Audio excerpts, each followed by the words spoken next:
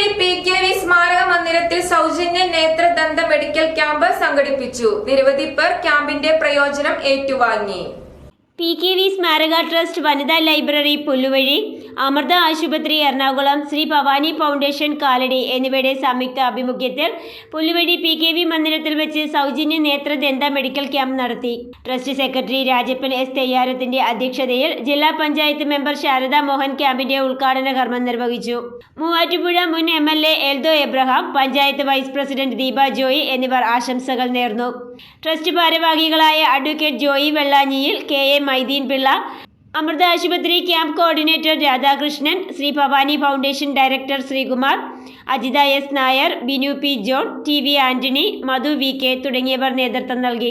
600ഓളം പേർ ക്യാമ്പിൽ പങ്കെടുത്തു. സൗജന്യ തിമിര ശസ്ത്രക്രിയയ്ക്ക് 65 പേരെയും ദന്തവിഭാഗം തുടർ ചികിത്സയ്ക്ക് 80 പേരെയും തെരഞ്ഞെടുത്തു. ഇവർക്ക് അമൃത ആശുപത്രിയിൽ സൗജന്യ താമസം, ഭക്ഷണം, ചികിത്സ, ശസ്ത്രക്രിയ എന്നിവ ലഭ്യമായിരിക്കും. ഈ നാട്ടിലെ സാധാരണക്കാരായ ആളുകളെ സംബന്ധിച്ചിടത്തോളം ഈ ക്യാമ്പ് പ്രയോജനപ്പെടണം എന്ന ഉദ്ദേശത്തോടു കൂടിയാണ് ഞങ്ങളിത് സംഘടിപ്പിച്ചിട്ടുള്ളത്.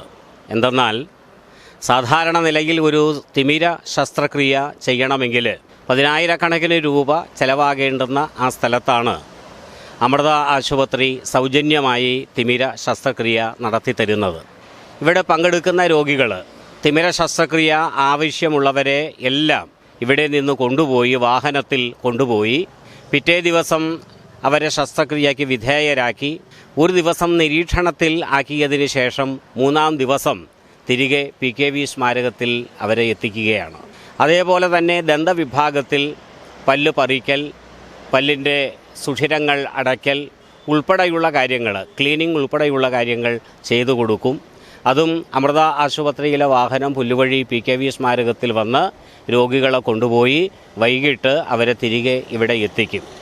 ഇങ്ങനെ സാധാരണക്കാർക്കേറെ പ്രയോജനപ്പെടുന്ന രീതിയിൽ സംഘടിപ്പിക്കപ്പെടുന്ന ഈ ക്യാമ്പിൽ ഇന്ന് വളരെ തിരക്കുണ്ട്. ഏതാണ്ട് 500ഓളം പേര് ഇതിനകം രജിസ്റ്റർ ചെയ്ത് കഴിഞ്ഞിരിക്കുന്നു. 100ഓളം പേര് ഇപ്പോൾ ഈ ഡോക്ടേഴ്സിൻ്റെ നിരീക്ഷണത്തിന് വിധേയരായി കഴിഞ്ഞിട്ടുണ്ട്. News desk, Perumbavoor.